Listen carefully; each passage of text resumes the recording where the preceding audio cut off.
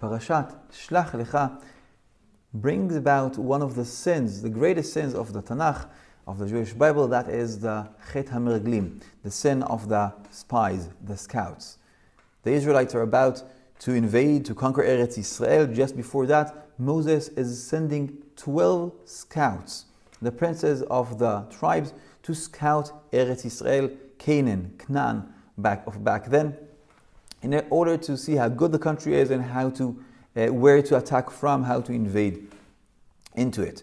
According to one midrash, posing the obvious question, what was their sin when they came back reporting that the people are too big, the cities are too strong, when walled heavily, it'll be too hard to conquer.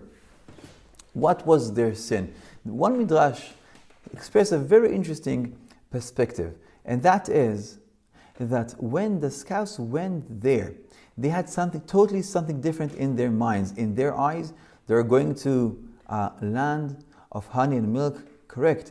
That will enable them to study Torah all day, all night, and perform mitzvot. When they came in, they just figure out what's going on here. This is a real country. We'll have to build an army, to grow the economy, to work in the fields, to grow our harvest. When will we have time to study Torah and mitzvot, to have direct communication, interaction with Hashem through prophets like Moses and so forth? What is this physicality? What is this materialistic dream of Eretz Yisrael? They said, we do not want that. We want to be staying in the desert, in the wilderness, taken care by Hashem, protecting us, giving us the manna as food, and so on. I like to bring it to our family realm.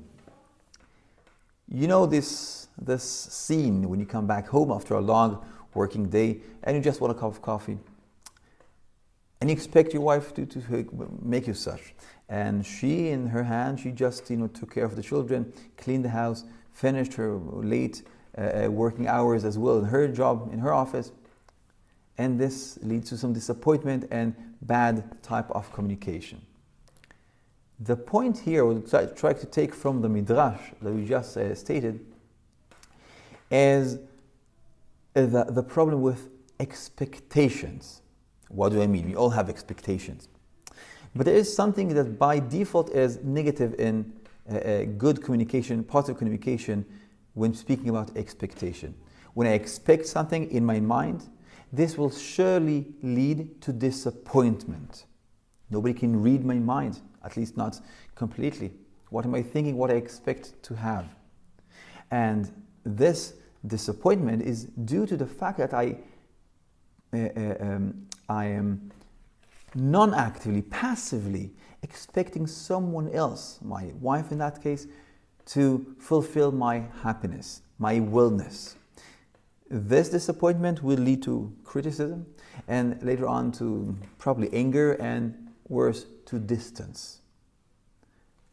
What do? We all have expectations in our mind. We're normal people.